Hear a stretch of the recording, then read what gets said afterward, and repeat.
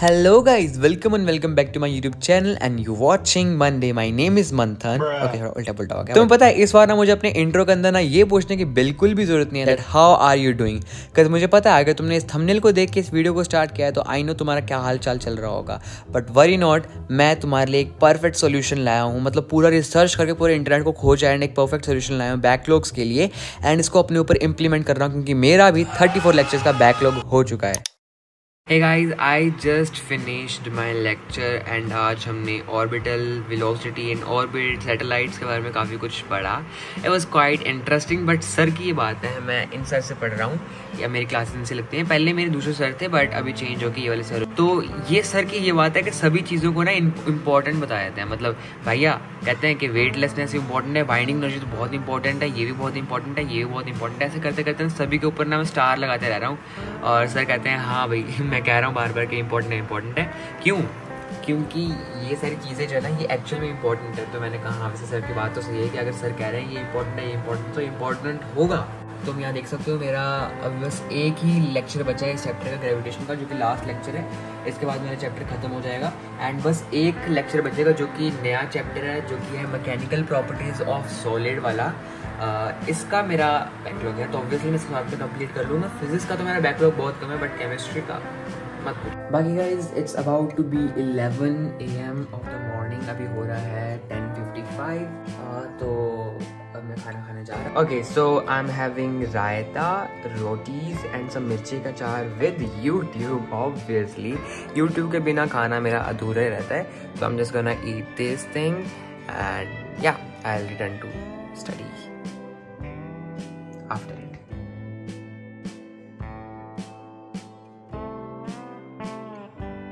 सो guys अभी time हो रहा है 12:04 एंड मेरा फिजिक्स का ग्रेविटेशन का बस ये लास्ट लेक्चर बचा है। इसके बाद एक नया चैप्टर है।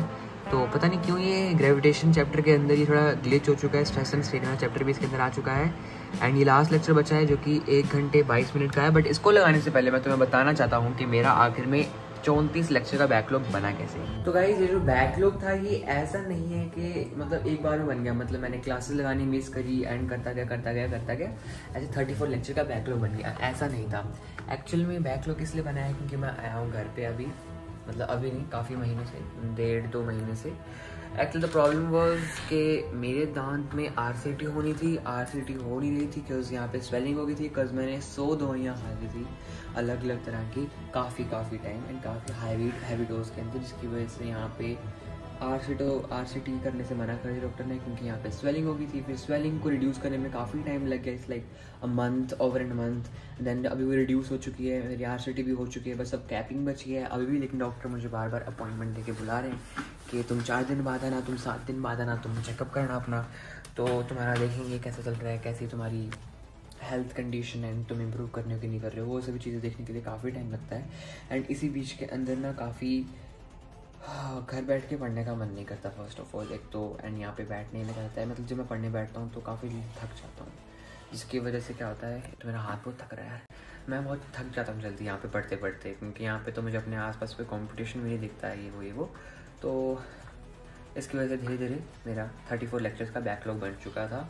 तो इसी वजह से मेरा बैकलॉग बना है। बट अब मुझे दोबारा ऑफलाइन में जाना है जब अपने हॉस्टल में, वहाँ पे सभी बच्चों को देखूंगा तो उनकी जो पेज होगी, उनकी स्पीड होगी, उनका जो लेक्चर का जो कंटेंट होगा मुझसे कई गुना ज़्यादा आगे होगा। सो मुझे क्योंकि उनसे कॉप अप करना है तो मुझे काफ़ी ज़्यादा बूस्ट करना पड़ेगा अपनी लेंथ को, अपनी पेस को। That's why I am making this video. Guys जब भी एक बच्चे का बैकलॉग होता है ना तो उसके टीचर्स, उसके मेंटर्स, उसके दोस्त सब उसको ये रिकमेंड करते हैं कि बैकलॉग को कंप्लीट करते करते अपने करंट के सिलेबस को भी साइमल्टेनियसली कंटिन्यू कर। बट ये सबसे बड़ी गलती होती है। अच्छा, क्योंकि बहुत बार ये होता है कि तुम्हारा जो बैकलॉग का सिलेबस होता है ना वो तुम्हारे करंट के चैप्टर्स का ना बेस होता है। अगर तुमने एक बेस ही नहीं पढ़ा तुम आगे जाके उस चैप्टर को नहीं पढ़ पाओगे। तो अगर तुम्हें अपना बैकलॉग इन किसी भी ब्लॉक के अंदर दिख रहा है एंड उसी सेम ब्लॉक के अंदर तुम्हारा करंट का एक चैप्टर दिख रहा है तो तुम प्लीज उसको साइमल्टेनियसली मत कंटिन्यू रखो। अगर तुम्हारा करंट का चैप्टर एंड बैकलॉग का डिफरेंट ब्लॉक के अंदर है तब तुम उसे साइमल्टेनियसली बिना किसी डर के कंटिन्यू रख सकते हो। फॉर एग्जांपल अगर तुमने केमिस्ट्री का मोल कंसेप्ट नहीं पढ़ा तो तुम आगे क्या पढ़ोगे?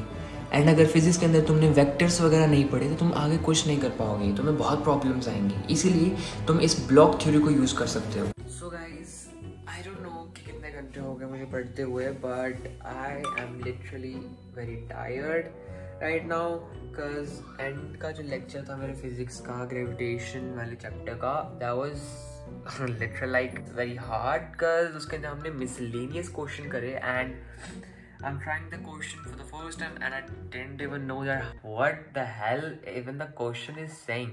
Like वो concept मुझे ना एक शब्द देख के पता लग गया कि okay this thing is in the question, but I don't know कि यार ऐसा तो हमने इस concept के अंदर कुछ ऐसा पढ़ा ही नहीं है। So it was very hard for me. तो अब मेरा दिमाग पूरा ख़राब हो चुका है miscellaneous question करते करते। So I think that I should take a little bit rest because मेरी कमर पूरे की पूरे अकड़ चुकी है। So yeah, we'll take a little bit rest and then the last lecture would be there for us.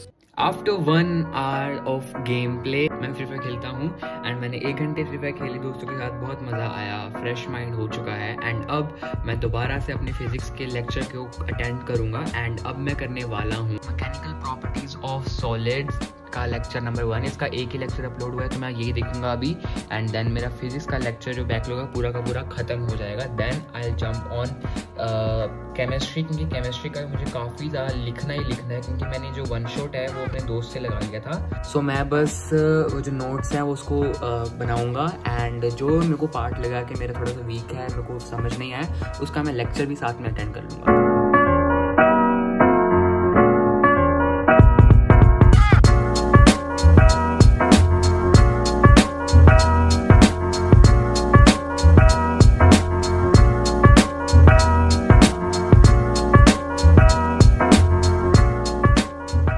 But if you ask me कि मैं कैसे अपना बैकलॉग कंप्लीट कर रहा हूँ, तो देखो मेरे ना कुछ 2-3 स्ट्रेटेजी होती है। एक तो अपनी स्पीड को काफ़ी ज़्यादा बढ़ाना होता है, क्योंकि अगर तेरे पास 34 लेक्चर 34 लेक्चर्स का बैकलॉग है तो अगर तू स्पीड नहीं बढ़ाएगा ना तो तू कोप अप नहीं कर पाएगा। एंड वो वाला बंदा नहीं हूँ कि अपने बैकलॉग को छोड़ के मैं करंट सिलेबस को पहले पढ़ रहा हूँ एंड बैकलॉग को बाद में पढ़ रहा हूँ या फिर साइमल्टेनियसली पढ़ रहा हूँ, क्योंकि पीछे के काफ़ी सारे कॉन्सेप्ट्स होते हैं जो कि आगे के साथ काफ़ी लिंक होते हैं। इसलिए मैं क्या करता हूँ कि करंट वाले जो बैकलॉग के चैप्टर्स हैं उनको पहले कंप्लीट करता हूँ with increasing my pace and then मैं अपने करंट के सिलेबस को पकड़ता हूँ। बट इसके अंदर क्या होता है, मेरी क्वेश्चन प्रैक्टिस काफ़ी कम हो रही होती है। यस, मेरी क्वेश्चन प्रैक्टिस को मैं थोड़ा सा नज़रअंदाज करता हूँ, इतना भी नहीं, मतलब जो क्लास के अंदर क्वेश्चन प्रैक्टिस होती है मैं सिर्फ वही करता हूँ, मैं एक्स्ट्रा मॉड्यूल्स वगैरह नहीं करता हूँ सो दैट कि जल्दी जल्दी खत्म हो। फिर आगे जब कोई टेस्ट आएगा, एग्जाम आएगा तो उसके लिए मॉड्यूल PYQ मैं सब कुछ कर देता हूँ। एक बहुत ज़्यादा बढ़िया एडवाइस ऑनलाइन वाले बच्चों के लिए है कि अगर तुम ऑनलाइन वाले हो ना, तुम्हारे पास 50-100 लेक्चर का बैकलॉग है तो तुम ना रिकॉर्डेड को काफ़ी ज़्यादा प्रेफर करना है, तुम्हें रिकॉर्डेड को प्रेफर करना चाहिए, क्योंकि तुम्हें क्या है कि तुम्हें लाइव लगाने की ज़रूरत नहीं है। अगर वो बात अलग है, कोई 2-3 बच्चे होंगे % जिनको लाइव में ही समझ आता है, वरना बाकी तो सारे ऐसे ही हैं ना जिनको रिकॉर्डेड में भी तुमको सेम कंटेंट मिलता है, समझ आता होगा। तो तुम प्लीज़ रिकॉर्डेड को देखो और बस दिन का ना 1 लेक्चर एक्स्ट्रा देखो, है ना। जैसे एक नॉर्मल बच्चा लाइव में क्लासेस अटेंड कर रहा है, जितने दिन में लगा रहा है, जितने घंटे में लगा रहा है, तुम भी उतना घंटे लगाओ, तुम भी उतने दिन लगाओ एंड रिकॉर्डेड में देखो, तुम्हारा भी कंप्लीट होगा। बस 1 लेक्चर दिन का एक्स्ट्रा लगा लेना, इससे तुम्हारा सिलेबस होगा काफ़ी जल्दी खत्म होगा। अगर यू आर ऑफलाइन का student and you have like नदियों जैसा या फिर पहाड़ जितना backlog, then you have to make a proper schedule for your completion of backlog, क्योंकि तुम्हें ऑफलाइन के बच्चों के साथ कोप अप करना पड़ेगा, तो तुम्हें अपनी पेस काफ़ी इंक्रीज करनी पड़ेगी। और ऑफलाइन बच्चे जो होते हैं काफ़ी क्या करते हैं, उनको कोप अप करने के चक्कर में ना अपने आप को ओवरलोड कर देते हैं, जिससे वो जो उनका एक रूटीन बना होता है ना वो भी बिगड़ जाता है पूरा, मतलब उनसे फॉलो नहीं होता। तो ओवरलोड मत करो, अपने जो बैकलॉग हैं उन्हें छोटे छोटे पोर्शन के अंदर डिवाइड करो एंड उन्हें कंप्लीट करो। ऑफलाइन के बच्चों then you have to attend your lectures, तुम्हें जो करंट का लेक्चर चल रहा है उन पे काफ़ी ज़्यादा फोकस करना पड़ेगा, but at the same time you have to complete your backlog and yeah this is gonna be very tough for offline के स्टूडेंट्स, बिकॉज पीछे के कॉन्सेप्ट्स आगे कॉन्सेप्ट से लिंक होते हैं। एंड अगर तुम्हारा बायो का लेक्चर है, बायो का बैकलॉग है, तो अब तुम्हें कोई चिंता वाली बात नहीं है, क्योंकि बायो के कॉन्सेप्ट्स जो होते हैं ना काफ़ी डिफरेंट होते हैं हर एक चैप्टर के, then you can do simultaneously without any problem. Heading है इसको बस लिखा है, मतलब कुछ ज़्यादा सजाया नहीं है, जो कि मैं हमेशा करता हूँ क्योंकि हेडिंग को मैं सबसे ब्यूटीफुल बनाना चाहता हूँ। तो हेडिंग ना मैंने आधी करी है, 12 मैंने दोबारा फिर छोड़ दी क्योंकि मैंने कहा कि इसमें काफ़ी टाइम कंज्यूम हो जाएगा, इसलिए मैंने क्या किया आगे अपना नोट्स बनाने शुरू कर दे। यू कैन सी मैंने कुछ इस तरह के नोट्स बनाए। आज हमने स्ट्रेस पढ़ा, स्ट्रेन पढ़ा एंड थोड़ा सा हुक स्लो पढ़ के हमने काफ़ी क्वेश्चन सॉल्व किए। हालांकि मैंने क्वेश्चन यहाँ पे and yeah this is the view from my window, you can see या दिस